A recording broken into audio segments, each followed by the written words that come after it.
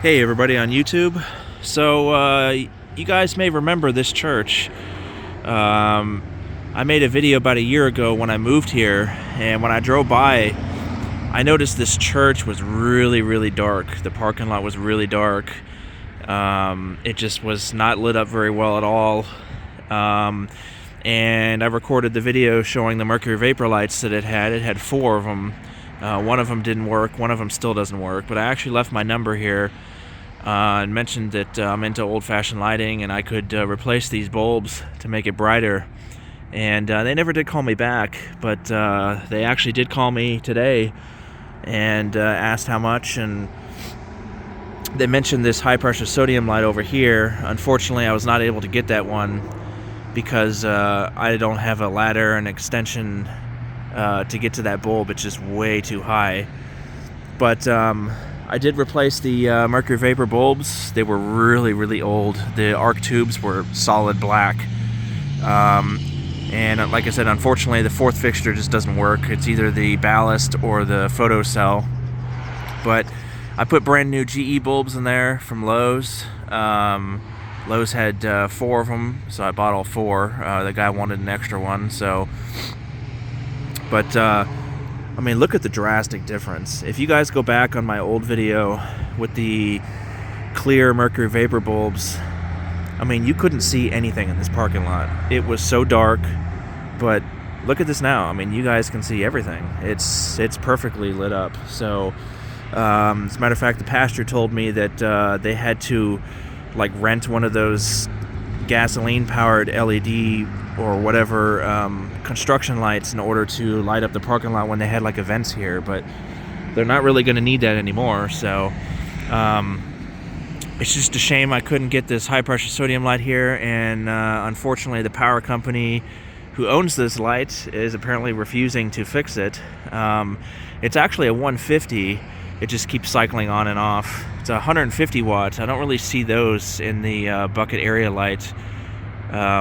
Usually they're 100 watt GE fixtures, so this one's a 150.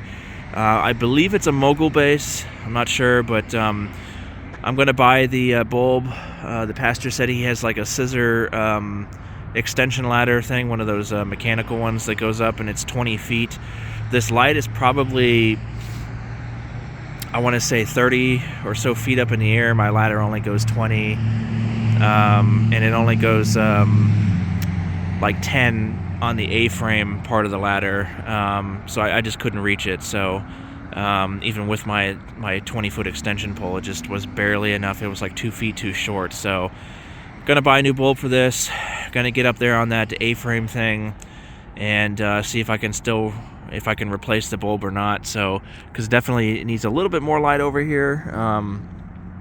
Not really, because as you can see, it is bright. It doesn't really need it, but it could use it, because they got their dumpster and stuff over there. So, and it is the end of the parking lot, the edge of the parking lot. So, but so right now the pastor's, I guess, in a meeting with their little council or whatever, and he's going to propose the, I guess, budget or whatever for to pay me for this. And if you guys are wondering, I quoted $250 to do this.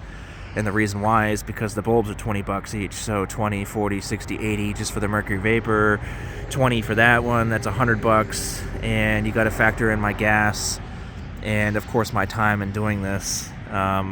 So I figured, $100, $120 that I made was well worth it. So I'm not going to do it for free. You know what I mean? It cost me, money to drive to the store and do all this stuff. So, but you can actually see one of the old Mercury vapor lights over there. You see how dim that is compared to these new ones.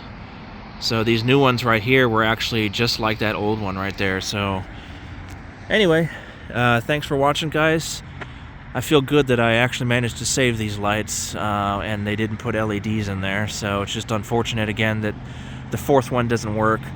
I do believe they should put these buses maybe like over here or something. They shouldn't be underneath the lights because it actually is blocking the light and it's reflecting it back up into the air right here, and it's blocking the light right there to get over here. So it probably would be better if the buses were parked over here somewhere, not directly under the lights, so that way the light spread can be a little bit better. But yeah, so now when people come here and whatever they do when they do evening events, they can actually see now. So I hope the guy's happy, and I'm pretty sure it's well worth the $250. So anyway, actually made some money off of my hobby. It's kind of interesting. So thanks for watching, guys.